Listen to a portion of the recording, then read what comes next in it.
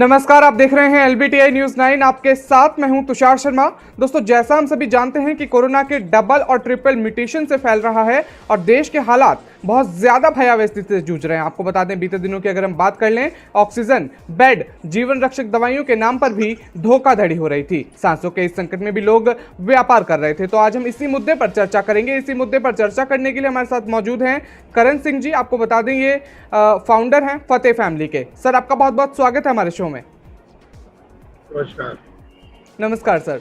सवाल की शुरुआत करते हुए मेरा पहला सवाल है सर, जब कोरोना वायरस से निपटने के लिए 6 महीने का समय मिला था तो ऑक्सीजन की जो कमी बीते दिनों हमने देखी, उसके लिए पहले से तैयारियां क्यों नहीं की गई थी सर? देखो, इस चीज को लेके तो मैं भी कहूंगा कि अगर इतना बड़ा कोरोना काल यहाँ पे आ गया और तैयारियां नहीं हो पाई तो ये तो कहीं ना कहीं मिस्टेक तो है। इस चीज की तैयारी सरकार को जरूर करनी चाहिए थी।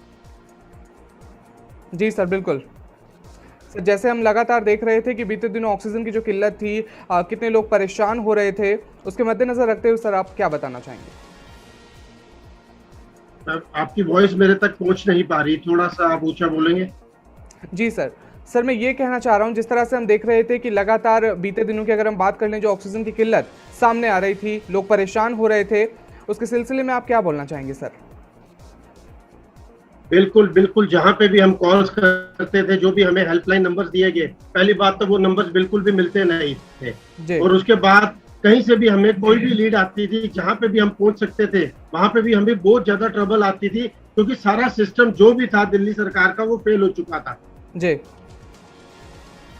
और सर, दूसरी चीज़, जैसे हमने ऑक्सीजन की बात कर ली, अगर हम बात कर लें RT-PCR टेस्ट और रेमडेसिविर दवाइयों के नाम पर जो धोखाधड़ी सामने आ रही थी, जो उनकी कीमत थी दवाइयों की इतनी बढ़ गई थी, और RT-PCR टेस्ट के नाम पे जो धोखाधड़ी सामने आ रही थी सर।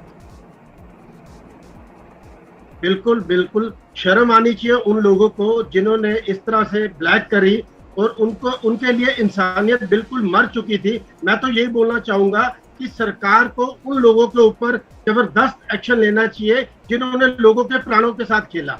जी सर, बिल्कुल सही बात कह रहे हैं सर आप। सर, दूसरा सवाल मेरा यहाँ पर है, जिस तरह से हम देख रहे थे हेल्पलाइन नंबर्स का आपने जिक्र किया, हेल्पलाइन नंबर्स जो लोगों तक प्रोवाइड कराए गए थे वो नहीं मिल पा रहे थे किसी वजह से। बिल्कुल बिल्कुल। हेलो जी सर। आपकी वॉइस क्रैक हो रही है, बीच में वॉइस क्रैक हो रही है आपकी। जी सर। मैं सुन नहीं पा रहा आपको। सर, मैं ये बोल रहा हूँ, जिस तरह से हम देख रहे हैं बीते दिनों आपने जो जिक्र किया अभी, जो नंबर प्रोवाइड कराए गए थे लोगों को वो नहीं मिल पा रहे थे, कहीं ना कहीं लोग इतने परेशान हो रहे थे सर। हाँ बिल्कुल, परेशानी तो है ही है। किसी का पेशेंट सीरियस कंडीशन में है और वो हेल्पलाइन नंबर्स पे ट्राई कर रहा है, वो नंबर्स पे कोई कॉल उठाने वाला नहीं है। परेशानी की बात तो ऑब्वियस है। इस चीज को लेकर सरकार को पहले से प्रिपेयर होना चाहिए था। जी सर, बिल्कुल सर, बिल्कुल सही बात कह रहे हैं सर आप। और सर, जैसे हम देख रहे हैं कि जो निजी और सरकारी अस्पतालों की जो स्थिति थी बहुत ज़्यादा भयावह बन चुकी थी, लोगों को समय से इलाज नहीं मिल पा रहा था। कहीं हम देख रहे थे ऑक्सीजन की किल्लत है, कहीं बेड की किल्लत है। तो इसके मद्देनजर रखते हुए सर आप इस पर क्या विचार रखना चाहेंगे? इसका इंतजाम सरकार को पहले से ही करना चाहिए था, क्योंकि अगर देखें तो, मैं बोलना तो नहीं चाहता पर मैं आपके माध्यम से अपना मैसेज देना चाहूंगा कि आज की डेट में अस्पतालों में भी अगर पेशेंट कहीं पे गया तो देखा जाए तो उसको भी लूटा गया। एक मिडिल क्लास परिवार का बंदा कितना अफोर्ड करेगा? आप यकीन नहीं मानोगे, हमारे साथ इतनी हैपनिंग्स हुई हैं कि कुछ बेचारे इस तरह के पेशेंट जिनका 10 से लेकर 15-15, 20-20 लाख रुपए तक का बिल बनाया गया। इट्स वेरी शेम, और इसके ऊपर जरूर सरकार को कोई ना कोई एक्शन लेना चाहिए।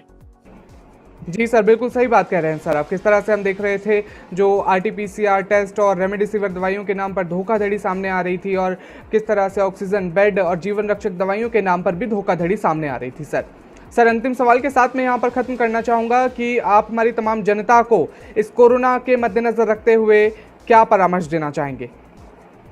मैं तो यही कहना चाहूंगा सारे भारतवासियों को कि पहले तो पैनिक ना हो। अगर कोई इस तरह का महाकाल आ चुका है कोरोना के रूप में, तो उससे लड़ने की क्षमता रखें और एक दूसरे को सहयोग जरूर करें। बिल्कुल भी घबराएं मत। जितना हो सके आगे बढ़कर आए और इन लोगों की, अपने देशवासियों की सेवा करें।